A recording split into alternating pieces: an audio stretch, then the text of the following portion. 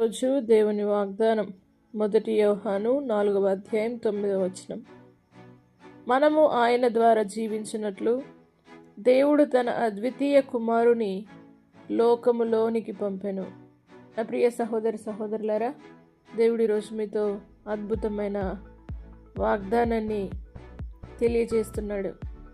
మనము ఆయన ద్వారా జీవించినట్లు, ఆయన ద్వారా మనం జీవించినట్లు, ఆయన వలన మనము రక్షణ ఆనందంలో ముందుకు సాగునట్లు తన అద్వితీయ కుమారుని లోకములోనికి ఆయన పంపించి ఉన్నాడు. కనుక ఇదే రక్షణ దినం.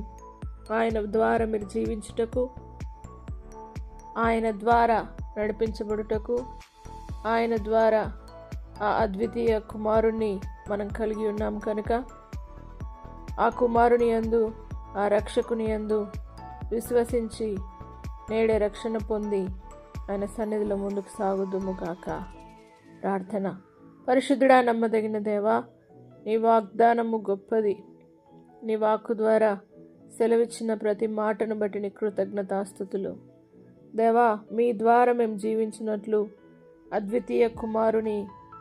మీ అద్వితీయ కుమారుని మీరు దేవుడయుండి దేవలోకమును విడిచి ఈ లోకానికి దేవా అద్వితీయ కుమారునిగా అరుదించిన మా తండ్రి నీకు వందనాలు.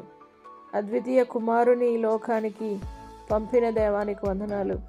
ఎంతమంది అయితే మీ అందు విశ్వసిస్తున్నారో ప్రతి ఒక్కరి జీవితంలో మేలు, క్షేమము, భద్రతనిచ్చి ప్రతి ఒక్కరిని ఆత్మీయతలు ఎదిగించగలరని నజరేయుడైన యేసు పరిశుద్ధ నామమును బట్టి అడిగి వేడుకుంటున్నాము తండ్రి.